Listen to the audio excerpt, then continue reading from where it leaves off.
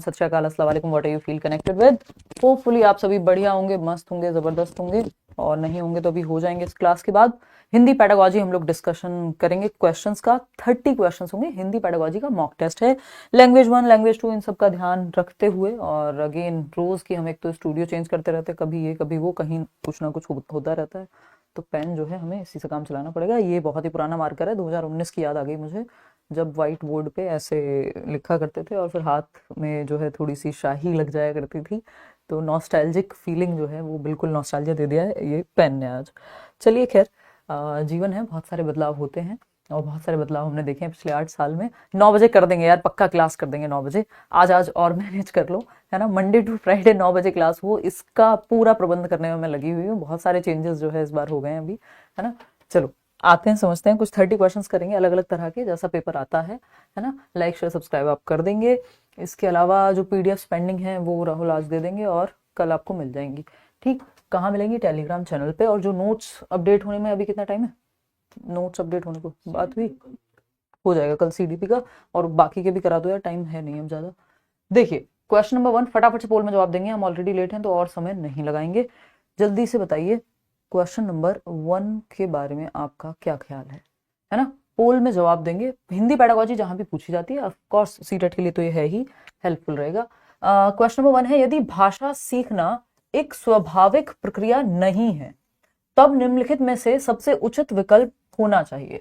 यानी भाषा सीखना, लैंग्वेज को लर्न करना या लैंग्वेज को सीखना नेचुरल प्रोसेस नहीं है, यदि हम ये मान के चल रहे हैं, तो सबसे उचित विकल्प कौन सा होगा? यानी नेचुरल नहीं है, एफर्टफुल है। भाषा को एफर्ट कर करके सीखा जाता है, ये स्वाभाविक रूप से नहीं सीखी जाती। ये क्वेश्चन ने कहा है, मैं नहीं कह रही हूं। मैं कहूंगी स्वाभाविक सीखी जाती है। बट अगर ऐसा माना जाए तो 4 ऑप्शंस में से कौन सा बेहतर होगा? पहला ऑप्शन है भाषा प्रयास से सीखी जाती है, यानी एफर्ट करके सीखी जाती है। भाषा एक प्रणाली है, यानी एक सिस्टम है इसमें। भाषा अपने आप में अद्वितीय है। या फिर भाषा में, ये लिखा हुआ गलत है, अद्वितीय। भाषा में सदैव बदलाव होता रहता है, यानी चेंज होती रहती है। बताइए फटाफट से। अगर नेचुरल प्रोसेस में चेंज भी तो हो सकता है, तो ऐसा थोड़ी है कि अगर ये नेचुरल प्रोसेस नहीं है, यानी ये एक स्वाभाविक प्रक्रिया अगर है तो इसमें बदलाव नहीं हो सकता, ये थोड़ी कहेंगे।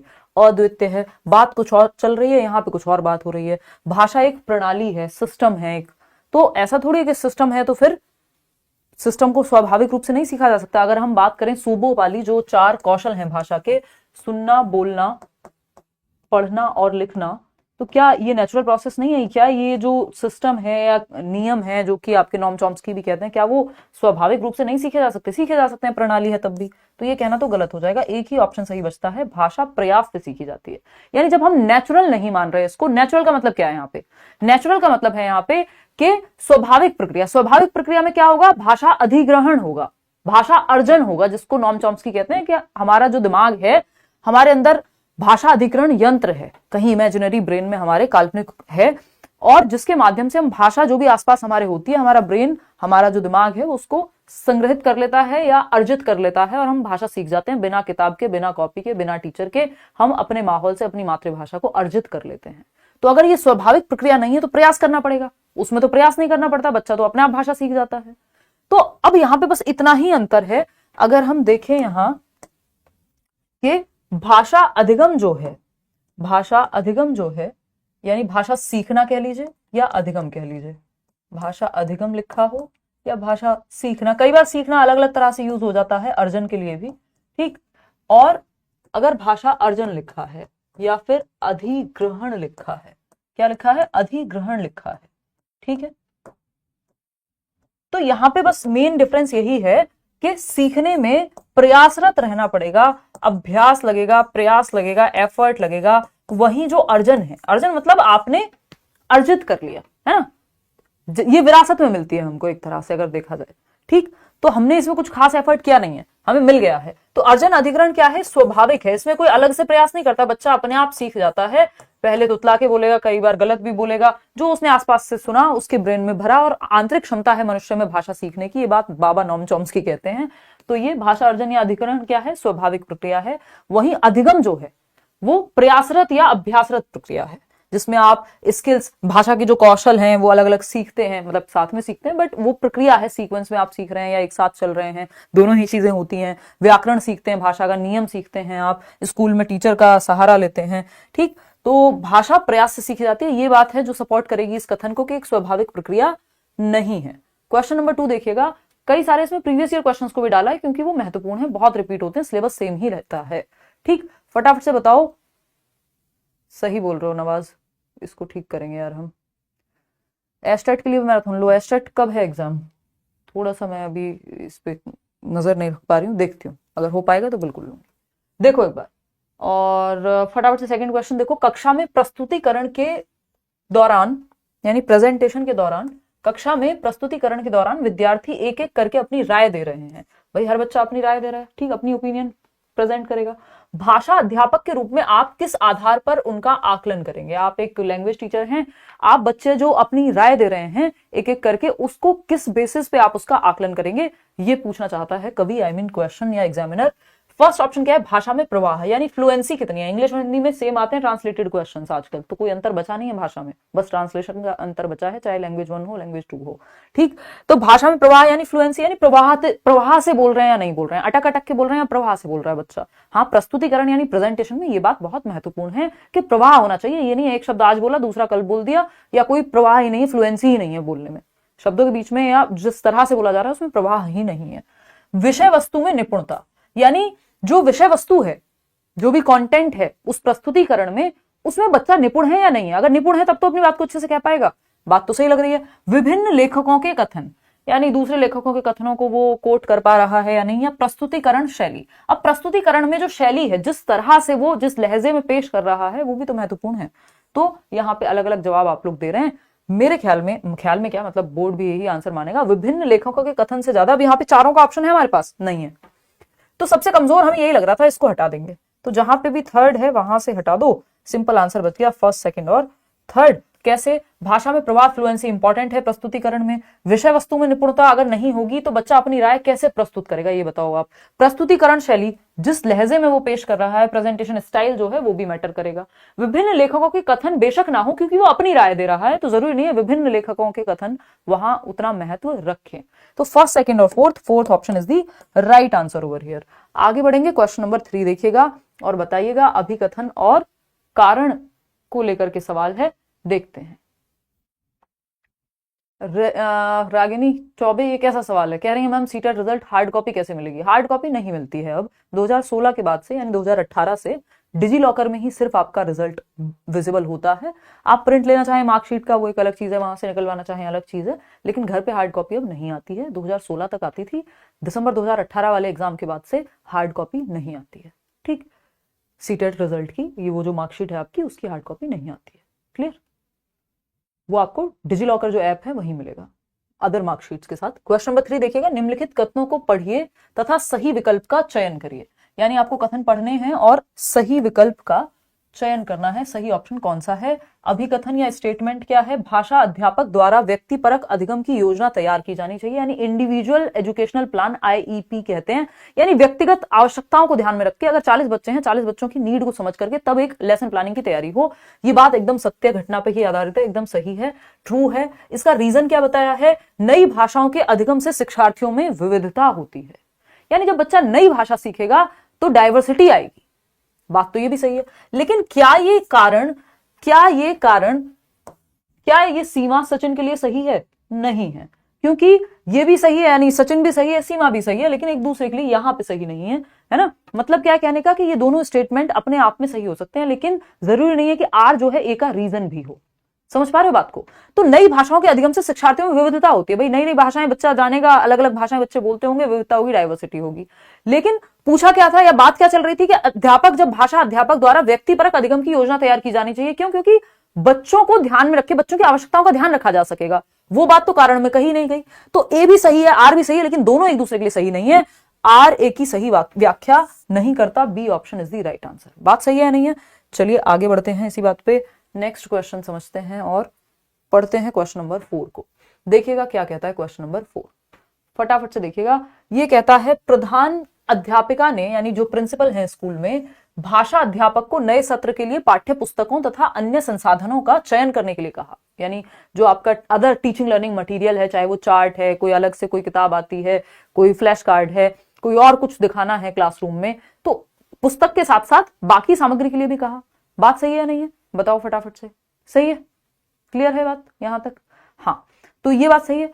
फिर अगर हम देखें, चयन करने के लिए कहा कि भाई चूज कर लो क्या क्या सामग्री इस्तेमाल करोगे किताब के साथ साथ, पुस्तक के साथ साथ, क्योंकि पुस्तक एकमात्र संसाधन नहीं है कक्षा में पढ़ाने का, इनका कई सारे संसाधनों में से एक संसाधन है। यानी text book is one of the resources available in the classroom.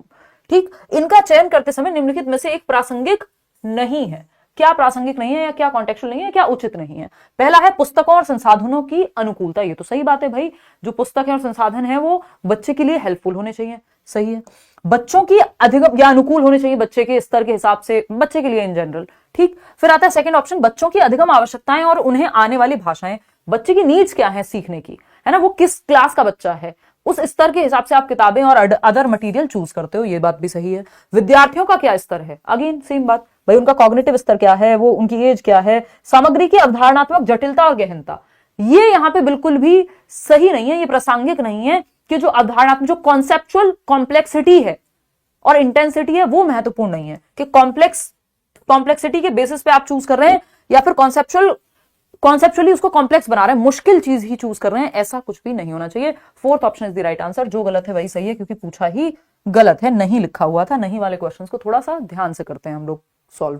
Question number 5 देखिएगा, क्या कहता है क्वेश्चन नंबर 5, फटाक से देखेंगे। ये कहता है छठी कक्षा के कुछ विद्यार्थी सीखने की अक्षमता से पीड़ित हैं। यानी 6th क्लास के कुछ बच्चे हैं, लर्निंग डिफिकल्टी इनको आ रही है, लर्निंग डिसेबिलिटी एलडी है, कुछ भी हो सकता है, डिसलेक्सिया, डिसकैलकुलिया, डिसग्राफिया, आपका मॉर्फिया, कुछ भी हो सकता है। उस कक्षा के शिक्षक होने के नाते आप कक्षा को कैसे समावेशी बनाएंगे? आपको इंक्लूड तो हर बच्चे को करना है, इंक्लूसिव एजुकेशन यही कह रहे हैं ना, सभी के लिए शिक्षा, तो कैसे उसको इंक्लूड करेंगे? 6th क्लास की बात हो रही है। फर्स्ट ऑप्शन है उनका एक विशेष समूह बनाकर, यानी जिन बच्चों को लर्निंग डिफिकल्टी है उनके लिए एक अलग से ग्रुप बना देंगे, ये एबिलिटी ग्रुपिंग हो जाएगी, और ये आपको नहीं करनी होती है। जब इंक्लूसिव एजुकेशन की बात हो रही है तो इंक्लूसिव एजुकेशन का मतलब है हर एक बच्चा, हर तरह का बच्चा एक छत के नीचे सीख सके, ये नहीं उनको अलग थलग कर देंगे, सेग्रीगेट नहीं करना है। अलगाव प्रकृति के नियमों के खिलाफ है। इंक्लूसिव एजुकेशन, समावेशी शिक्षा में इसको स्वीकार नहीं किया जाता, तो अलगाव तो नहीं करेंगे हम कि अलग से इन्हीं का सिर्फ जिनको लर्निंग डिफिकल्टी है उनका अलग से ग्रुप बना दिया। जैसे ईशान अवस्थी था तारे जमीन पर में, तो ऐसे और 4 बच्चों का अलग ग्रुप बना दिया, फिर एक क्लास में पढ़ाने का फायदा क्या हुआ? फिर तो वो इंटीग्रेटेड एकीकृत शिक्षा हो गई, वो समावेशी शिक्षा नहीं कहलाएगी। सेकेंड ऑप्शन क्या है, विषय वस्तु को सामग्री की सहायता से प्रस्तुत करके, यानी जो कंटेंट है उसके मदद से आप बेसिकली जो टीचिंग लर्निंग मटेरियल है, चार्ट्स हैं या बाकी चीजें, उनकी सहायता लें। तो बच्चे को अगर मान लीजिए लिखने में दिक्कत है तो वो प्रिंटेड मटेरियल, डिस्ग्राफिया है मान लीजिए, तो उसको देख करके वो हेल्प मिल जाएगी उसको। ये बात सही है, अलग तरीके आपने अपनाए। सी ऑप्शन है उन्हें कक्षा के अन्य सभी विद्यार्थियों के साथ मिलाकर, यानी जो अदर स्टूडेंट्स हैं क्लास के उनके साथ इंक्लूड करके रखेंगे, बात तो सही है। फिर आता है डी ऑप्शन, उन्हें कक्षा की जिम्मेदारियों में शामिल करके। हाँ भाई, आपको इंक्लूड करना है हर बच्चे को, तो बी, सी और डी जो है हमें यहाँ सही लग रहा है। Fourth option is the right answer. इस हिसाब से fourth is the right answer. बात सही है नहीं? आप लोग अपने आप ही सही जवाब दे रहे हैं वैसे। आगे बढ़ते हैं क्वेश्चन नंबर 6 पर। ये क्या कहता है क्वेश्चन नंबर 6? क्वेश्चन नंबर 6 कह रहा है एक अध्यापक शिक्षार्थियों का नाम लिए बगैर उनके वाचन कौशल यानी और उच्चारण में कुछ गलतियों के उदाहरण देकर उनकी गलतियों के बारे में समझ बनाती है। ऐसा वह सप्ताह में एक बार करती है। वह अपने शिक्षार्थियों के वाचन कौशल व उच्चारण को सुधारने के लिए क्या करे? यानी जब बच्चा पढ़ रहा है तो वो किस तरह से उच्चारण करता है ना, उसका प्रोनाउंसिएशन कैसा है, या उसमें अगर सुधार करना है तो जो भी गलतियां बच्चे की उच्चारण में हो रही हैं वो हफ्ते में यानी सप्ताह में एक बार टीचर उस पर फीडबैक देती है। तो बताओ फिर क्या जवाब होगा इसका? क्या कर रही है टीचर? त्रुटि विश्लेषण कर रही है कि गलती ये है, गलतियों के बारे में समझ, उदाहरण देखिए, गलतियों के बारे में समझ बनाती है। ऐसा वह सप्ताह में एक बार करती हैं। वह अपने शिक्षार्थियों के वाचन कौशल व उच्चारण को सुधारने के लिए क्या कर रही हैं? क्या सुधारना है? अच्छा, त्रुटि वो बता रही हैं, त्रुटियों गलतियों के बारे में बात कर रही हैं, वो एरर्स के बारे में बात कर रही हैं, लेकिन पूछा क्या है? वाचन कौशल व उच्चारण को सुधारने के लिए क्या कर रही हैं? फीडबैक दे रही हैं। ठीक है ना? त्रुटि विश्लेषण एक नजर में ऐसा लग सकता है कि ये इसका जवाब है, नहीं। त्रुटि विश्लेषण शामिल है प्रतिपुष्टि में, और मैं बहुत बार कहती हूं कि वो ऑप्शन बेस्ट है जो बाकियों से बेस्ट हो। बाकी के 3 ऑप्शन से या तो सबसे बेस्ट ऑप्शन है जो उसको चूज कर लो, या फिर वो ऑप्शन बेस्ट है जो बाकी को अपने अंदर समाहित कर ले। तो त्रुटि विश्लेषण ऑलरेडी ही फीडबैक में यहां शामिल हो चुका है। ठीक, उदाहरणों के माध्यम से उच्चारण का शिक्षण, उदाहरणों के माध्यम से नहीं, यहां पे त्रुटि का भी विश्लेषण कर रही है, फीडबैक दे रही है हफ्ते में एक बार। ठीक, संप्रेषण कौशल, कम्युनिकेशन स्किल, इसकी बात नहीं हो रही है। पूछा जा रहा है कि क्या कहलाएगा, तो ये प्रतिपुष्टि या फीडबैक देना कहलाएगा। आगे बढ़ेंगे, क्वेश्चन नंबर 7 देखिएगा, लेखन की प्रक्रिया उपागम में क्या क्रम सम्मिलित है। यानी एक है आपका प्रक्रिया उपागम, दूसरा प्रोडक्ट कहते हैं उत्पाद उपागम, if I am not wrong तो हिंदी में। ठीक, प्रोडक्ट और प्रोसेस राइटिंग हिंदी इंग्लिश दोनों पेडागोजी में आता है। ठीक, बहुत बढ़िया रागिनी। चलिए, तो यहां पे पूछा है प्रक्रिया उपागम, यानी लिखना सीखना है लिख करके। ठीक है, learning to write by writing itself. लेखन की प्रक्रिया उपागम में क्या क्रम सम्मिलित है, यानी प्रोसेस राइटिंग। अब इसमें पहले मंथन होगा, क्योंकि प्रोसेस है ना। प्रोडक्ट में क्या होता है, पहले से एक परफॉर्मा है ना, और भाई यहाँ पे जो है एक लेटर मान लीजिए आप लिख रहे हैं, तो यहाँ सब्जेक्ट आएगा, यहाँ पे ये आएगा, यहाँ पे ये आएगा, यहाँ इसके इतने नंबर मिलेंगे, फिर लास्ट में थैंक यू लिख देंगे। वो एक प्रोडक्ट राइटिंग का पार्ट हो गया कि पहले से जो है एक सेटअप तैयार है आपका, स्टेप बाय स्टेप चीजें वहां गिवन है। ठीक, प्रोसेस राइटिंग में थोड़ा सा प्रोसेस के साथ बहने वाली बात है यहाँ पे, यानी आप प्रक्रिया में फ्लो में होते हैं, समझते हैं क्या कहानी है। अब आप अपनी तरफ से कोशिश करें, दिखाना कितने % लोग जवाब दे रहे हैं, कौन सा 24%। सेकेंड ऑप्शन ना, बहुत बढ़िया। तो अगर हम देखें 74% लोग सेकेंड ऑप्शन दे रहे हैं, जो कि सही भी है एकदम। अब इसको समझते हैं। अगर हम देखें, मानस मंथन किया जाता है पहले, जिसको आप एक तरह से कह सकते हो कि ब्रेनस्टॉर्मिंग इंग्लिश में, मस्तिष्क उद्वेलन। बैठ के बच्चे ग्रुप में मंथन कर रहे हैं कि अच्छा क्या लिखेंगे, किस बारे में लिखेंगे, क्या टॉपिक्स होंगे, सब अपने अपने विचार प्रस्तुत कर रहे हैं। ठीक है बात। फिर आता है प्रारूपण, यानी अब आप एक ड्राफ्ट टाइप बनाते हैं कि ये प्रोसेस है, ऐसे ऐसे लिखा जाएगा। तो ये फर्स्ट हुआ। फिर सेकंड, देन आप आते हैं दोहराना, यानी अगर रिवीजन उसमें कुछ करना है, एडिटिंग कुछ चेंजेस करने हैं, तो वो आप करते हैं। फिर आप प्रिंट के लिए भेजेंगे, प्रूफ रीड करके संपादन में आ जाएगी वो प्रोसेस। ठीक, तो second option is the right answer over here. ठीक है, आगे बढ़ेंगे नेक्स्ट क्वेश्चन पे। क्वेश्चन नंबर 8 देखिएगा, इंग्लिश पेडागोजी भी कराऊंगी यार, टेंशन ना लो। क्वेश्चन नंबर 8 क्या कहता है भाई, एक भाषा से दूसरी भाषा में जाना, यानी ट्रांस लैंग्वेज कह देते हैं इसको, ट्रांसलिंगुअलिज्म भी कहते हैं, के बारे में क्या सही नहीं है, नॉट राइट पूछा है। दूसरी एक भाषा से दूसरी भाषा, यानी कोड स्विचिंग बोलते हैं इसको, और ट्रांसलिंगुअलिज्म या ट्रांस लैंग्वेज बोल देते हैं। तो इसमें कोड स्विचिंग और कोड मिक्सिंग आपको याद होगा, हिंदी और इंग्लिश दोनों में पूछा जाता है। फटाफट से बताएंगे, मैं लिख भी देती हूँ यहाँ पे, है ना। तो एक भाषा से दूसरी भाषा में जाने के बारे में क्या सही नहीं है, पहले आप जवाब दीजिए, फिर हम इस पे आएंगे। ठीक है ना। नहीं, बैच में हुई थी आज, दोनों क्लासेस हुई थी भाई। तो भाषाओं के बीच अनुवाद यानी ट्रांसलेशन, एक ही, ये तो सही है भाई, अनुवाद होता है तभी तो ट्रांसलिंगुअलिज्म कह रहे हैं। एक भाषा से दूसरी भाषा में कई बार दूसरी भाषा के शब्दों को मिक्स करना होता है। एक ही बोली जाने वाली या लिखित अभिव्यक्ति में विभिन्न भाषाओं के शब्दों का मिश्रण, हाँ ठीक है। यह बहुभाषावाद को समुन्नत करता है, यानी बढ़ावा देता है, हाँ भाई ठीक है, क्योंकि मल्टीपल लैंग्वेज यूज हो रही है। यह विद्यार्थियों को एक भाषा के प्रयोग तक सीमित करता है, ये कहना एकदम गलत होगा, और जो गलत है वही सही है, क्योंकि पूछा ही गलत था, नहीं है वो पूछा था जो सही ना हो। ठीक है जी, डी क्लियर है। बात हो रही है एक ही बोली जाने वाली है लिखित अभिव्यक्ति में विभिन्न भाषाओं के शब्दों का मिश्रण, है ना। तो इसमें कोड स्विचिंग और कोड मिक्सिंग की बात हो रही है। अगर हम देखें तो कोड स्विचिंग की बात हो रही है।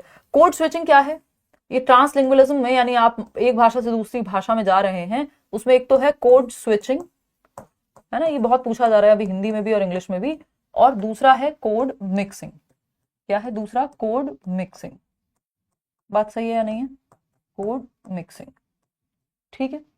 अगर हम देखें यहां तो कोड स्विचिंग में मान लीजिए आप इंग्लिश में बात कर रहे थे, हिंदी में चले गए, ठीक है, स्विच कर लिया। कोड मिक्सिंग में आपने हिंदी में कुछ शब्द मिक्स कर लिए, जैसे मैंने अभी मिक्स बोला तो ये हिंदी भाषा में मैंने मिक्स कर लिए, तो दो भाषाओं के शब्द मिक्स हो रहे हैं वहां पे, ठीक है। इतनी बात क्लियर? चलिए खैर आगे बढ़ते हैं नेक्स्ट पॉइंट पे। क्या कहता है नेक्स्ट पॉइंट? क्वेश्चन नंबर 9 देखिएगा और मुझे बताइएगा कि क्या पूछा है। आपसे मोटिवेशन मिलता है, अच्छा जी धन्यवाद, मेहनत भी कीजिए, सिर्फ मोटिवेशन गाड़ी नहीं खींचेगा, दोनों ही चीजें चाहिए, ठीक। क्वेश्चन नंबर 9, वह प्रश्न जो शिक्षार्थियों को पठन सामग्री को पढ़ने जैसे दिए गए निवेश से आगे जाने के लिए समर्थ बनाते हैं, उन्हें क्या कहते हैं? बताइए, किस तरह के प्रश्न जो शिक्षार्थियों को पठन सामग्री को पढ़ने जैसे दिए गए निवेश से आगे जाने के लिए समर्थ बनाते हैं, जो पढ़ने के लिए दिया गया है उसके आगे वो कुछ सोच पाए, उन्हें क्या कहेंगे? निष्कर्ष निकालने से संबंधित प्रश्न, यानी कंक्लूजन ड्रॉ करने की बात हो रही है। सेकंड है संकलनात्मक प्रश्न, दूसरे के स्थान पर स्वयं को रखने से जुड़े प्रश्न या रचनात्मक लेखन प्रश्न। पूछा जा रहा है पठन सामग्री को पढ़ने जैसे दिए गए निवेश से आगे जाने के लिए समर्थ बना रहे हैं, यानी जो लिखा हुआ है उसके परे बच्चा सोच पाए। तो सबसे बेस्ट यहां पे होगा कि दूसरे के स्थान पर स्वयं को रखने से जुड़े हुए प्रश्न, एक्स्ट्रापोलेटिव भी कहते हैं इनको कई बार, कि चिंतन आपका जो है वो जागरूक होगा, है ना। रचनात्मकता अपने आप निकल करके आएगी, उसके आगे जा रहे हैं आप। सिर्फ कुछ नए करने की बात होती तो हम रचनात्मकता के साथ चले जाते हैं। आगे बढ़ेंगे क्वेश्चन नंबर 10 पर, देखिएगा एक बार क्या कह रहा है क्वेश्चन नंबर 10। 10वां प्रश्न कह रहा है एक पाठक अपने पूर्व ज्ञान का उपयोग करके अर्थगत और वाक्यात्मक संकेत बनाती है और फिर अन्य विशिष्ट जानकारी पर जाती है। यहां कौन सा मॉडल अपनाया गया? ध्यान से पढ़िएगा, एक क्वेश्चन इस पे आता ही है, टॉप डाउन और बॉटम अप अप्रोच है, इन दोनों में से कोई एक है, आपको पहचानना है। एक पाठक यानी एक रीडर है, अपने पूर्व ज्ञान, प्रीवियस नॉलेज जो उनको पता है, का उपयोग करके अर्थगत और वाक्यात्मक संकेत बनाती है और फिर अन्य विशिष्ट जानकारी पर जाती है। यानी अर्थ समझ रही है, पहले मीनिंग क्या होगा, सार क्या होगा, कहना क्या चाह रहा है कवि, जो भी वो पढ़ रही है उसमें अर्थ निकालने की कोशिश कर रही है, वाक्यात्मक संकेत पे जा रही है, फिर सेंटेंस पे जा रही हैं, और बाद में अन्य विशिष्ट जानकारी जैसे वर्ड मीनिंग हो गया, है ना, या आपका जो मतलब ऊपर से नीचे की ओर, यानी सबसे ऊपर क्या है, अर्थ का निकालना या समरी को पकड़ना, फिर जाके सेंटेंस स्ट्रक्चर पकड़ रहे हैं, फिर उस सेंटेंस में भी वर्ड्स शब्दों पे आ जाएंगे, है ना, फिर शब्दों से भी हम फिर अक्षर पे भी जा सकते हैं। तो अन्य विशिष्ट जानकारी यानी टॉप टू डाउन। टॉप क्या है, समरी समझना, अर्थ समझना, ओवरऑल अर्थ समझना कि किसी कविता का, किसी गीत का क्या मतलब है, और फिर उससे आप आ रहे हैं सेंटेंस पे या पैराग्राफ पे, फिर आप आ रहे हैं वर्ड मीनिंग पे। तो top to down, down to top क्या होता, सॉरी हाँ, डाउन टू टॉप जिसको हम कहते हैं बॉटम अप, या बॉटम टू टॉप क्या होता कि पहले विशिष्ट अर्थ जानने की कोशिश है, शब्द अर्थ मान लीजिए, फिर वाक्य की कैसे संरचना होगी, फिर पैराग्राफ कैसे बनेगा, फिर ओवरऑल मीनिंग क्या होगा, तो वो बॉटम अप हो जाता है। यहाँ पे top down is the right answer, second option is the right answer. आगे बढ़ेंगे, तो टॉप डाउन और बॉटम अप पे एक क्वेश्चन आता ही है। क्वेश्चन नंबर 11 देखिएगा, देखो सीधा कविता के अर्थ की बात हो रही है और बाद में विशिष्ट जानकारी पे आ रहे हैं, तो टॉप डाउन, और पहले अर्थ या शब्दार्थ की बात हो रही है, फिर आपकी वाक्य संरचना, फिर आपका जो है पैराग्राफ, फिर जाकर के पूरी कविता, तो वो बॉटम अप है। ठीक, एडमिट कार्ड आ जाएगा 10 दिन पहले, आई थिंक आ जाता है 10-15 दिन पहले, नहीं हफ्ता भर पहले आता है, आजकल का जो ट्रेंड चल रहा है हफ्ता भर पहले आ जाता है, और 1-2 दिन पहले आपका फाइनल एडमिट कार्ड आता है, प्री एडमिट कार्ड आएगा हफ्ता 10 दिन पहले आ जाता है। देखिएगा, देखिए क्वेश्चन नंबर 11 कहता है अध्यापक को काव्य शिक्षण बहुत सावधानी से करना चाहिए। ठीक है, बताइए, निम्नलिखित कथनों के आधार पर सही विकल्प चुनना है।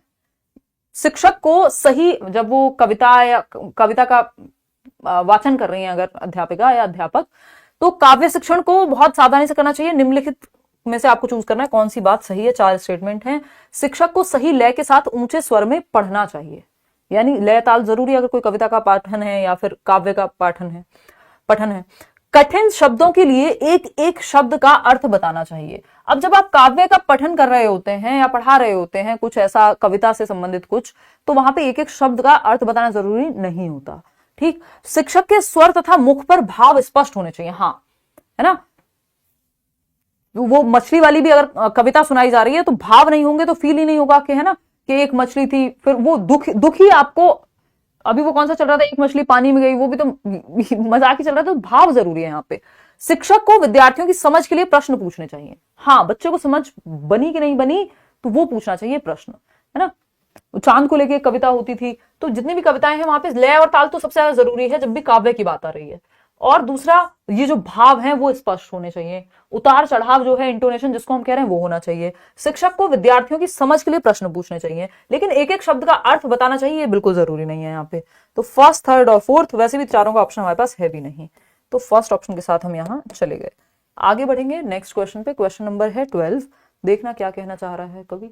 क्वेश्चन नंबर 12 है, निम्नलिखित में से कौन सी राष्ट्रीय शिक्षा नीति 2020 की अनुशंसा नहीं है। यानी 2020 की जो राष्ट्रीय शिक्षा नीति है, नेशनल एजुकेशन पॉलिसी है, नई शिक्षा नीति जिसको हम कह दे रहे हैं, उसमें कौन सी एक बात निहित नहीं है, इंक्लूडेड नहीं है। पहला ऑप्शन है, पहली कक्षा से माध्यम के रूप में अंग्रेजी भाषा, यानी फर्स्ट क्लास से ही मीडियम ऑफ इंस्ट्रक्शन इंग्लिश को कर दीजिए। या फिर सेकेंड ऑप्शन, माध्यमिक स्तर पर विदेशी भाषा का अध्ययन, यानी जो मिडिल स्टेज है वहां पे आप फॉरेन लैंग्वेज पढ़ा सकते हैं। माध्यमिक स्तर पर शास्त्रीय भाषा यानी क्लासिकल लैंग्वेज का भी अध्ययन। हाँ, ये दोनों ही बातें सही है, संस्कृत की भी बात हो रही है, फॉरेन लैंग्वेज की भी बात हो रही है। बुनियादी संस्कृत शास्त्रीय भाषा क्लासिकल लैंग्वेज में आ जाएगी। बुनियादी बुनियादी वर्षों के दौरान माध्यम के रूप में मातृभाषा, हाँ जो फाउंडेशनल स्टेज है ना, शुरुआत के जो 5 साल हैं 3 से आपके 8 वर्ष तक के, वहां पे जो माध्यम है वो आपका मातृभाषा मदर टंग ही होनी चाहिए, ना कि ऐसा कहीं नहीं लिखा है कि पहली कक्षा से माध्यम के रूप में अंग्रेजी भाषा, 5वीं कक्षा तक मातृभाषा ही आपका माध्यम होनी चाहिए सिखाने का। मदर टंग में ही आप पढ़ाइए, बच्चा के घर में जो भाषा बोली जाती है उसी में आप उसको शिक्षा दीजिए प्राइमरी क्लास पे। बुनियादी चरण जो है आपका वो 5 साल का है, FPMS यानी फाउंडेशनल प्रेपरेटरी, मिडिल स्टेज और सेकेंडरी स्टेज। फाउंडेशनल जिसको हम बुनियादी कह रहे हैं, 3 साल से 8 वर्ष तक का बच्चा जो है आपका जो foundational literacy and numeracy FLN mission जो है यहीं पे है, निपुण भारत और इन सब की जो बात होती है कि हम बेसिक लिखना पढ़ना और अर्थमेटिक की स्किल्स, बेसिक कैलकुलेशन बच्चा सीख जाए, ये 3 चीजें यहाँ पे 3R की भी बात होती है बुनियादी चरण पे ही। क्वेश्चन नंबर 13 देखिएगा, बच्चों की मौखिक भाषा का सतत आकलन करने का सबसे बेहतर तरीका क्या है, यानी जो वो बोल रहे हैं, स्पोकन लैंग्वेज की बात हो रही है, उसका आकलन लगातार होता रहे, उसके लिए बेस्ट तरीका शब्द पढ़वाना, उनसे प्रश्नों के उत्तर पूछना। थर्ड है विभिन्न संदर्भों में बातचीत या फिर सुने हुए को दोहराने के लिए कहना। देखिए बच्चा सबसे ज्यादा एक्टिव या सक्रिय कहाँ है, बच्चा सबसे ज्यादा एक्टिव है विभिन्न संदर्भों में बातचीत। जब आप उसको अलग अलग कॉन्टेक्स्ट में, है ना, वो मम्मी पापा के साथ बात कर रहा है तब, आप उसको दोस्तों से बात कर रहा है तब, टीचर से बात कर रहा है तब, तो अलग अलग संदर्भ में कोई नाटक की या कोई कविता का पठन करना है, मान लीजिए वाचन करना है वहां जो सुबह असेंबली होती है स्कूल में, प्रार्थना में, तो ये अलग अलग संदर्भों में कैसे वो भाषा का प्रयोग कर रहा है, जब आप इसको देखेंगे तो सबसे बेहतर तरीका है सतत आकलन हो जाएगा। अलग अलग स्थितियों में आप बच्चे का आकलन कर रहे हैं, बाकी सब में तो रिपीटिशन या रटवाने वाली बात है, यहाँ उसकी जो अभिव्यक्ति है प्राकृतिक या स्वाभाविक वो निकल के आएगी, नेचुरल एक्सप्रेशन आएगा बच्चे का, जो कि भाषा में महत्वपूर्ण है। क्वेश्चन नंबर 14 देखिएगा, हमारी कक्षाओं में बच्चे भिन्न भाषिक पृष्ठभूमि से आते हैं, अतः यानी जो हमारी क्लासरूम्स हैं उसके अंदर विभिन्न पृष्ठभूमि वाले अलग अलग भाषाएं बोलने वाले बच्चे होंगे, अलग अलग परिवारों से आने वाले बच्चे होंगे, बात सही है। उनकी भाषाओं को भी कक्षा में सम्मान देना अनिवार्य है, उनकी भाषाओं को सीखना सभी शिक्षार्थियों के लिए अनिवार्य है। भाई सब बच्चे दूसरे की मातृभाषा क्यों सीखेंगे, थोड़े बहुत शब्द सीख लिए, लेकिन ये कोई रूल थोड़ी है कि जो विभिन्न शिक्षार्थी हैं वो सभी शिक्षार्थियों के लिए अनिवार्य है, अनिवार्य नहीं है। वो अपने दोस्तों से, मान लीजिए किसी के घर में हिंदी बोली जाती है, उसके दोस्त के घर में पंजाबी बोली जाती है, 4 शब्द सीख लिए, बात अलग है, अनिवार्य नहीं है कि वो दूसरे की मातृभाषा सीखेगा। मातृभाषा में तो अपनी ही पढ़ाई होनी है। भाषा की पाठ्य पुस्तक में उनकी सभी भाषाओं के शब्द वाक्य होना अनिवार्य है। ऐसा भी कहना गलत है कि पाठ्य पुस्तक में उनकी सभी भाषाओं के शब्द, अगर 5 भाषाएं बोली जा रही तो 5 के शब्द होंगे, बिल्कुल जरूरी नहीं है। उनकी सभी भाषाओं की जानकारी शिक्षक के लिए अनिवार्य है, नहीं ऐसा भी जरूरी नहीं है कि सभी भाषाओं की जानकारी शिक्षक को होगी ही होगी। हमारी कक्षाओं में बच्चे भिन्न भाषिक पृष्ठभूमि से आते हैं, तो ये जानना, ये सबसे ज्यादा जरूरी है कि उनकी भाषाओं को भी कक्षा में सम्मान दिया जाए, ये महत्वपूर्ण है शिक्षक के द्वारा भी। शिक्षक को नहीं भी आती भाषा तो सीखेगा, जरूरी नहीं कि पहले से आती होगी सारी भाषाएं शिक्षक को, तो 4th ऑप्शन इसलिए सही नहीं होगा, first option is the right answer. Question number 15 देखिएगा, क्या कहता है क्वेश्चन नंबर 15, फटाफट से बताइएगा। क्वेश्चन नंबर 15 क्या कहता है, बुनियादी चरण की अवस्था वाले बच्चे अधिगम में तब अधिक संलग्न होते हैं जब, बुनियादी चरण क्या है, 3 से 8 वर्ष, 3 से 8 वर्ष फाउंडेशनल स्टेज है, प्लेवे से लेके कक्षा 1 और 2 इसी में आ जाता है, ठीक है। तो अधिक संलग्न कब ज्यादा इन्वॉल्व होंगे ये वाले बच्चे, छोटे बच्चे हैं, कौन सी स्टेज है, अर्ली चाइल्डहुड टाइप की स्टेज है ना। तो अगर हम देखें, हालांकि इसमें 6 वर्ष तक की होती है अर्ली चाइल्डहुड, तो और फिर आपकी लेटर चाइल्डहुड स्कूल एज शुरू हो जाएगी, तो छोटे हैं बच्चे कंपैरेटिवली, वे अपनी कॉपी में अक्षरों की बार बार ट्रेसिंग करते हैं, तो ये तो रिपीटेशन हो गया, इसको कहेंगे रटना, बार बार सेम चीज रिपीट हो रही है। मुख्य केंद्र सिर्फ सूक्ष्म गत्यात्मक कौशलों के विकास पर होना चाहिए, यानी फाइन मोटर स्किल्स ही डेवलप हो, सिर्फ इसी पे फोकस हो, नहीं भाई ग्रॉस भी होनी चाहिए, ठीक। वे अध्यापक के पीछे पीछे शिशु गीत गाते हैं, तो रिपीट कर रहे हैं। बात हो रही सबसे ज्यादा इन्वॉल्व कब होंगे, वे सभी इंद्रियों का प्रयोग करते हैं और अपने हाथों का सक्रिय प्रयोग करते हैं। छोटे बच्चे हैं तो जितने ज्यादा सेंसेस उनके इन्वॉल्व होंगे उतना बेहतर है, प्याजे भी अपनी थियोरी में कहते ही हैं, लेकिन ये उनकी सेंसरी मोटर स्टेज से कहीं ऊपर की बात है ना। लेकिन बच्चे के जितने ज्यादा सेंसेस, क्योंकि वो भी आ गया ना 3 वर्ष से लेकर के, जितने ज्यादा सेंसेस उसके इन्वॉल्व होंगे, जितना वो फिजिकली एक्टिव रहेगा उतना बेहतर सीखेगा। आप देखते हैं छोटी क्लासेस में कविता भी हाथों से, पूरे जेस्चर्स के साथ, हाव भाव के साथ गाई जाती है ना। हर एक चीज का हम, अगर हम आलू कह रहे हैं, बहुत मोटा आलू था, तो करके दिखाते हैं वो चीज हम। तो एक तो सेंसेस का जितने ज्यादा इन्वॉल्व इंद्रियां होंगी बच्चे की, सुनना, देखना, टच, फील, ये सब जितना ज्यादा इन्वॉल्व होगा उतना बेहतर अधिगम होगा, यानी लर्निंग होगी। क्वेश्चन नंबर 16 देखिएगा, निम्नलिखित वाक्य के संदर्भ में कौन सा कथन सही नहीं है, नॉट राइट पूछा है। बच्चों द्वारा शिशु गीत, गीत अलापना किसके तरीके हैं, यानी वो जो शिशु गीत होते हैं, नन्ना मुन्ना राही हूं टाइप के, ठीक। ये जो गीत वो अलाप रहे हैं वो किसका तरीका है, ये पूछा है आपसे, फटाफट से बताओ,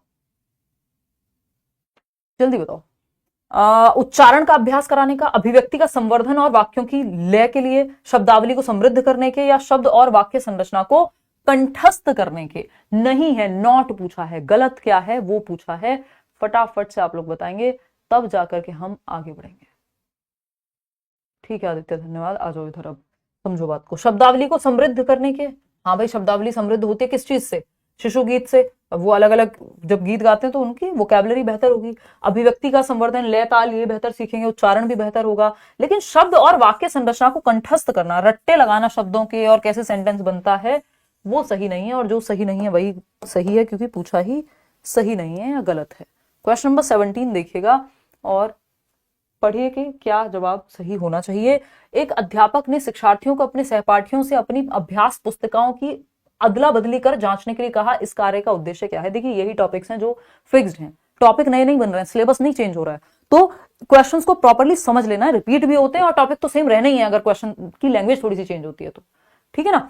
तो एक अध्यापक ने शिक्षार्थियों को अपने सहपाठी, जो सहपाठी मतलब पीयर ग्रुप, क्लासमेट्स जो उसके साथ पढ़ रहे हैं बच्चे के, तो अपने सहपाठी या पीयर्स की जब हम बात कर रहे हैं, अपनी अभ्यास पुस्तिकाओं की अदला बदली करने के लिए कहा कि बच्चा है सुमित और दूसरी बच्ची है सुनीता, तो सुनीता और सुमित, सुनीता अपनी नोटबुक सुमित को दे और सुमित अपनी नोटबुक सुनीता को दे और दोनों चेक करें कि किसकी क्या गलती है। इस कार्य का उद्देश्य क्या है। सुमित और सुनीता अच्छे से जान पाएंगे एक दूसरे को? जी नहीं, ये इसका उद्देश्य बिल्कुल नहीं है। आप अपना खराब दिमाग, गलत दिशा में चलने वाला दिमाग ना लगाएं यहाँ पे, है ना। मजाक में कह रही हूँ, वैसे नहीं कह रही हूँ, आपका दिमाग बहुत अच्छा है। संरचनाओं का नियंत्रित अभ्यास करवाना, कि हम बस संरचनाओं को प्रैक्टिस करा रहे हैं यानी स्ट्रक्चर को, उसकी तो यहाँ कोई बात ही नहीं हो रही। सहपाठी के काम की जांच के कौशल विकसित करना, यानी वो जो पीयर ग्रुप है या क्लासमेट है उसका काम कैसा है, इसकी जांच का कौशल विकसित करेगा, स्किल विकसित करेगा। विस्तृत पठन का अभ्यास करवाना, विस्तृत पठन थोड़ी है कि वो उसको कोई पढ़ने के लिए थोड़ी सामग्री दी गई है। नई शब्दावली के प्रयोग का अभ्यास कराना, ऐसा भी कुछ नहीं है कि उसकी कॉपी में कुछ और लिखा है और आपकी में कुछ अलग है और कुछ अलग ही पता लग जाएगा, वो तो अपनी कॉपी से भी कर लेता या अपनी नोटबुक से भी कर लेता।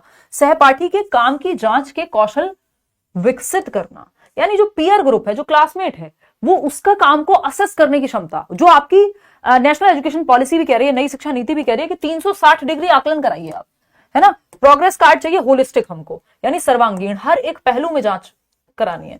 तो 360 डिग्री आकलन या असेसमेंट की जब हम बात कर रहे हैं तो इसमें 3 प्रकार का आकलन जो है वो सम्मिलित है। एक तो आपका टीचर आपका आकलन करे, यानी शिक्षक के द्वारा आकलन, टीचर असेसमेंट, टीचर असेसमेंट, है ना, टीचर आकलन करे। पीयर ग्रुप, आपके साथी समूह आपका आकलन करें, आपकी नोटबुक आप अपने साथी समूह का, और बच्चे एक दूसरे की नोटबुक्स को अदला बदली करके और आकलन करें। फिर आता है आपका स्वयं आकलन, सेल्फ असेसमेंट, आप खुद को कितने नंबर दे रहे हैं किसी काम के लिए। तो ये 360 डिग्री असेसमेंट के अंदर ये 3 पहलू आते हैं। बात सही है नहीं है? चलिए आगे बढ़ते हैं। Second option is the right answer. Next क्या है, क्वेश्चन नंबर 18 देखिएगा।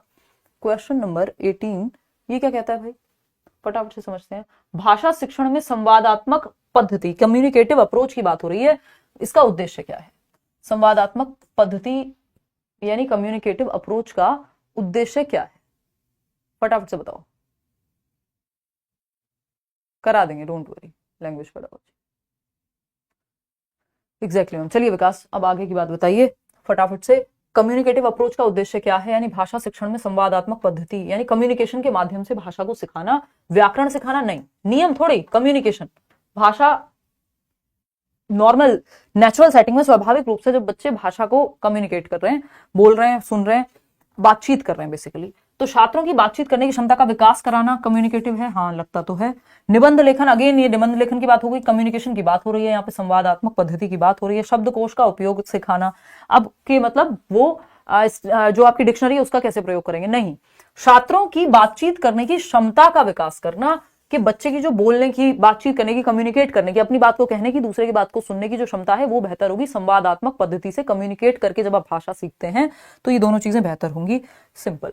आगे बढ़ेंगे, क्वेश्चन नंबर 19, और ये बहुत ही स्वाभाविक तरीका है भाषा को सीखने का, नेचुरल तरीका है। क्वेश्चन नंबर 19 देखिएगा। हिंदी पढ़ाते समय प्राथमिक कक्षाओं में कविता पाठन का उद्देश्य क्या होना चाहिए, यानी आप पोइट्री या एक कविता है उसको रिसाइट करा रहे हैं तो उसका उद्देश्य क्या होगा, इसका ऑब्जेक्टिव क्या है बताइए। कविता की व्याकरणिक संरचना सीखना सिखाना, कविता का भावात्मक अनुभव कराना, कविता को रटकर याद कराना, कविता के कठिन शब्दों को समझाना।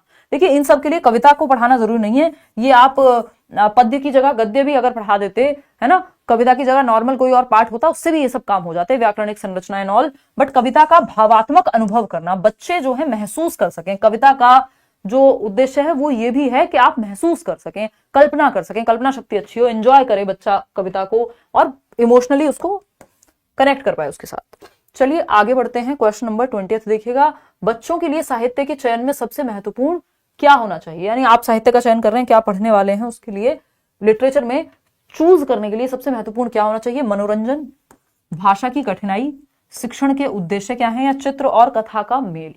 बताइए। इसको हम कहते हैं कि चित्र समृद्ध सामग्री होनी चाहिए, या प्रिंट समृद्ध भी बोल देते हैं। चित्र और कथा का मेल होना चाहिए कि बच्चों के लिए साहित्य के चयन में। तो बच्चे हैं, छोटे हम ये मान के चल रहे हैं, तो मनोरंजन, भाषा की कठिनाई, शिक्षण के उद्देश्य, ये तो हो गई बेकार की बातें यहाँ पे। ठीक, चित्र और कथा का यदि मेल है तो बच्चे जब बुक्स में आपके प्रिंट होते हैं और जो उसमें लिखी हुई चीजें हैं, जो पिक्चर्स हैं, चित्र और कथा का मेल होना चाहिए, तो वो देख करके भी अंदाजा लगा लेते हैं और उनको इंटरेस्टिंग भी लगता है वो चैप्टर जिसमें वो पिक्चर्स देखते हैं कुछ कुछ होते हुए। क्वेश्चन नंबर 21 देखिएगा। 21वां सवाल क्या कहता है भाई, बच्चों में भाषा सीखने की स्वाभाविक प्रक्रिया क्या कहलाती है। फटाफट से बताइएगा। भाषा सीखने की स्वाभाविक प्रक्रिया यानी नेचुरल प्रोसेस की बात हो रही है। भाषा विकास कहलाएगी, व्याकरण अधिगम कहलाएगी, मातृभाषा अधिग्रहण या द्विभाषिकता। देखिए भाषा सीखने की स्वाभाविक प्रक्रिया, नेचुरल प्रोसेस को भाषा अधिग्रहण कहते हैं।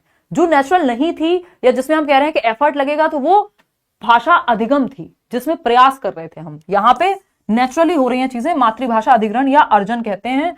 यानी बच्चा जिस एनवायरमेंट में होता है, जो उसकी मातृभाषा है, जो उसके आसपास बोली जाती है, जो उसकी घर की भाषा है, वो उसको अर्जित कर लेता है बिना एफर्ट के, बिना किसी किताब कॉपी के, नेचुरली ही, स्वाभाविक रूप से। तो ये थर्ड ऑप्शन हो जाएगा। क्वेश्चन नंबर 22 देखिएगा और बताइएगा क्या कहता है, भाषा अनुभव दृष्टिकोण किस अधिगम सिद्धांत पर आधारित है।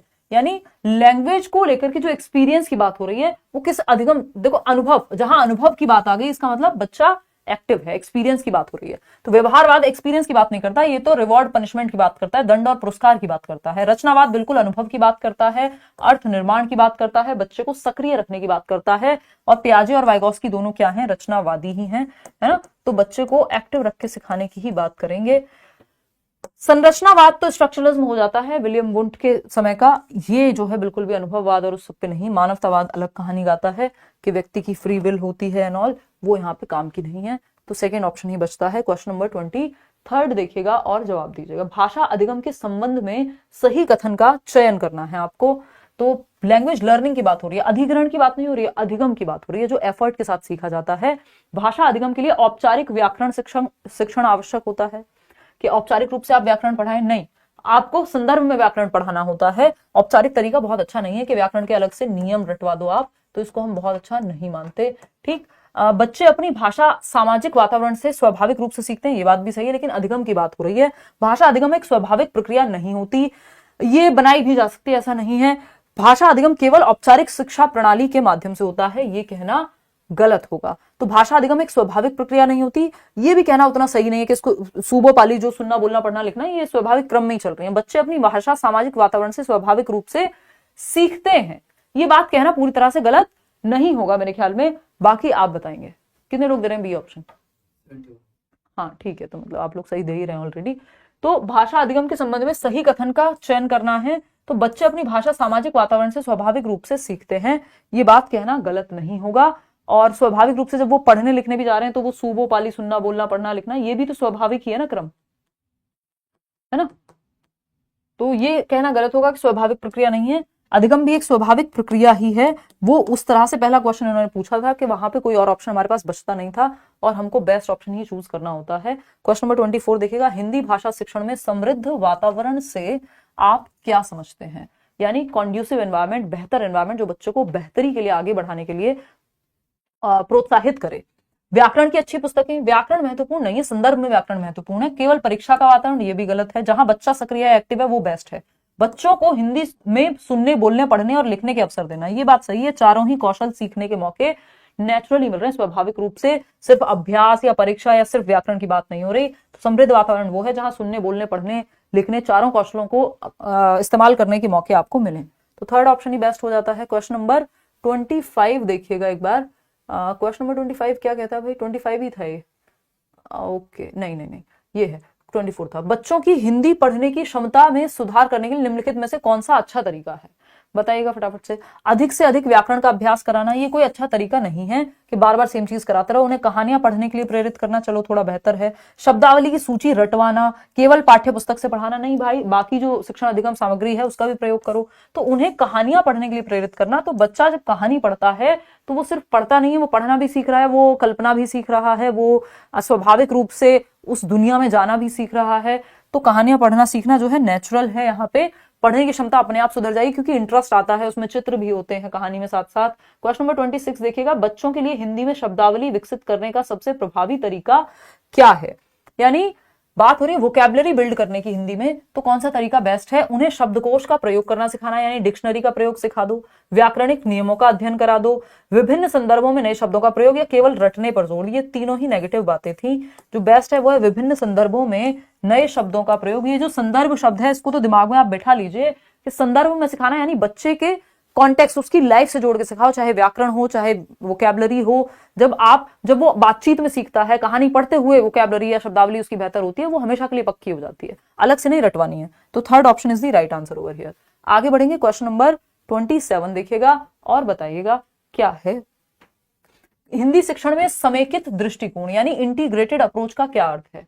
बताइए। पहला ऑप्शन है व्याकरण और रचनात्मक लेखन को अलग अलग सिखाना, यानी जब क्रिएटिव राइटिंग हो रही है, व्याकरण के नियम है वो अलग अलग सिखाए जा रहे हैं। नहीं भाई, आप संदर्भ में व्याकरण सिखा सकते हैं, कोई चैप्टर पढ़ाते हुए, नॉर्मल लिखाते हुए, तो ये तो कहना गलत होगा। हिंदी को अन्य विषयों से अलग रखना, ये भी गलत है। इंटीग्रेटेड का मतलब ये साथ में जोड़ दिया है आपने विषयों को, कौशलों को, है ना।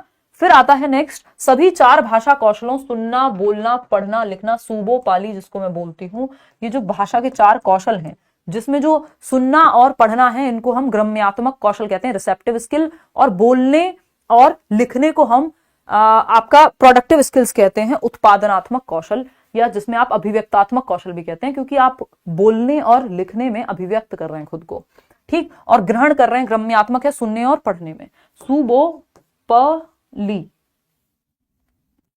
सुबो पाली, ठीक, को एक साथ विकसित करना, यानी सभी 4 भाषा कौशलों को एक साथ आप विकसित कर रहे हैं इंटीग्रेट करके, ये बेस्ट तरीका होता है। अगर क्रम पूछ ले आपसे तो सूबो पाली यही क्रम होता है, लेकिन और वो मनोवैज्ञानिक तरीका है। लेकिन अगर इंटीग्रेटेड अप्रोच की बात कर रहे हैं तो ये चारों एक साथ चल रहे होते हैं। ऐसा नहीं सुनना अलग से आइसोलेशन में सीख रहे हैं, बोलना अलग से सीख रहे हैं, सब साथ में ही है, ठीक। लेकिन क्रम पूछेगा तो क्रम यही होगा। क्रम में ही होते हैं तो कहना गलत होगा, सिर्फ क्रम नहीं होते हैं ये कहना गलत होगा, साथ साथ होते हैं। केवल परीक्षा के, लेकिन क्रम पूछ रहे तो यही क्रम है, सूबो पाली। केवल परीक्षा के दृष्टिकोण से नहीं भाई, रट्टाफिकेशन हो जाएगा वो तो। आगे बढ़ते हैं क्वेश्चन नंबर 28 पे। हिंदी भाषा सिखाने के लिए आगमनात्मक विधि या प्रेरक विधि कह देते हैं कई लोग इसको, इंडक्टिव मेथड का अर्थ क्या है? इंडक्टिव और डिडक्टिव पे ये वो क्वेश्चन हैं जो बहुत बार रिपीट होते हैं, रिपीटेडली आते रहते हैं।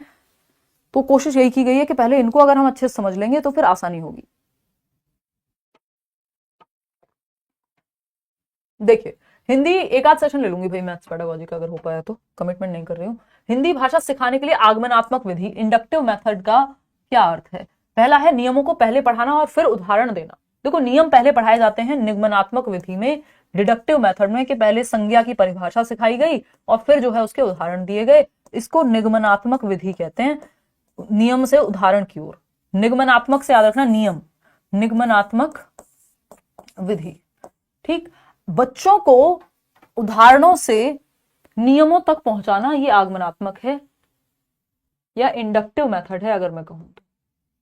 हिंदी में एक बार चेक कर लेना, मुझे थोड़ा सा डाउट हो रहा है कि आगमनात्मक ही कहते हैं इंडक्टिव को, और हाँ आगमनी कहेंगे, देखना एक बार। इंडक्टिव लेकिन इंग्लिश में सही लिखा हुआ है, बच्चों को उदाहरणों से नियमों तक पहुंचाना, एग्जाम्पल टू रूल जाना इंडक्टिव मेथड है, आगमनात्मक कह सकते हैं, ठीक। और नेक्स्ट सेशन में लेंगे भाई हार्ड क्वेश्चन, व्याकरणिक नियमों को रटाना, और सिर्फ हार्ड नहीं लूंगी मैं, मिक्स ही रखूंगी।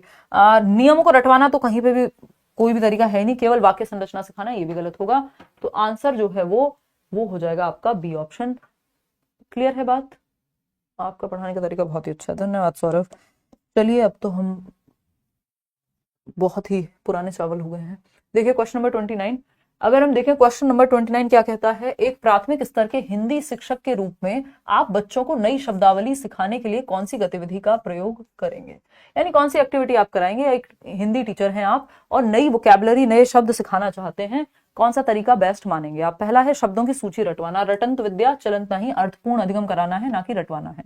सेकेंड ऑप्शन है कहानी सुनाना और उसमें प्रयुक्त नए शब्दों पर चर्चा करना, यानी आप कहानी सुना रहे हैं और उसमें जो भी नए शब्द आए हैं उन पे चर्चा कर रहे हैं, हाँ भाई ये तरीका सही है, इसमें लर्निंग बाय डूइंग हो रही है अगर देखा जाए तो। थर्ड है शब्दों का उच्चारण बार बार करवाना, इससे रिपीटेशन से सिर्फ रटना ही प्रमोट हो रहा है। बच्चों से शब्दों को लिखवाना, इससे भी रिपीट ही होगा, सबसे ज्यादा एक्टिव है बच्चा यहाँ, और जहां बच्चा एक्टिव है वो ऑप्शन बेस्ट है।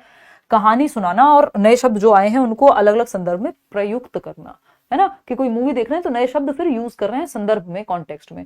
क्वेश्चन नंबर 30 देखिएगा, ये क्या कहता है, प्राथमिक स्तर पर, लास्ट सवाल है आज के लिए, प्राथमिक स्तर पर हिंदी भाषा शिक्षण के लिए कौन सी विधि सबसे अधिक प्रभावी है। हिंदी भाषा शिक्षण के लिए प्राथमिक स्तर पर कौन सी विधि सबसे अधिक प्रभावी है, बेस्ट मेथड प्राइमरी लेवल पे पूछा है। अनुवाद विधि यानी ट्रांसलेशन मेथड, तो ट्रांसलेट करना कोई बहुत अच्छा तरीका नहीं है, इसमें फिर रटने की तरफ चले जाते हैं हम। व्याकरण आधारित विधि, हालांकि ऐसा नहीं है कि बिल्कुल खराब है, बट बहुत बेहतर नहीं मानेंगे। व्याकरण आधारित विधि, व्याकरण पे फोकस रखो, वो प्राइमरी क्लासेस में नहीं। संवादात्मक, हाँ, कम्युनिकेटिव अप्रोच केवल लिखने पर, ये भी गलत हो जाएगा। तो कम्युनिकेशन के माध्यम से, संवाद के माध्यम से, चर्चा के माध्यम से, कम्युनिकेशन के माध्यम से जब हम सीख रहे हैं तो वो बेस्ट मेथड है, सबसे प्रभावी विधि है। आउट ऑफ 30 क्वेश्चंस कितने आपके ठीक हुए वो आप कमेंट्स में बताएंगे। और इसका जो पीडीएफ है, जैसे कि बाकी पीडीएफ पेंडिंग है, ये भी ऐसे ही पीडीएफ पेंडिंग नहीं रहेगा, ये आपको कल मिल जाएगा। लेट्स लर्न स्क्वायर्ड, 9,74,000 लोग आप लोग जुड़े हुए हैं, प्लीज किसी भी फेक चैनल से मत जुड़ जाइएगा, नाम से अलग अलग बनाए हुए हैं, ये है लेट्स लर्न के नाम से, सर्च करेंगे लेट्स लर्न स्क्वायर्ड, और है चैनल लेट्स लर्न के नाम से। नीचे डिस्क्रिप्शन में आपको वो भी दिया हुआ है, क्या कहते हैं उसको, लिंक।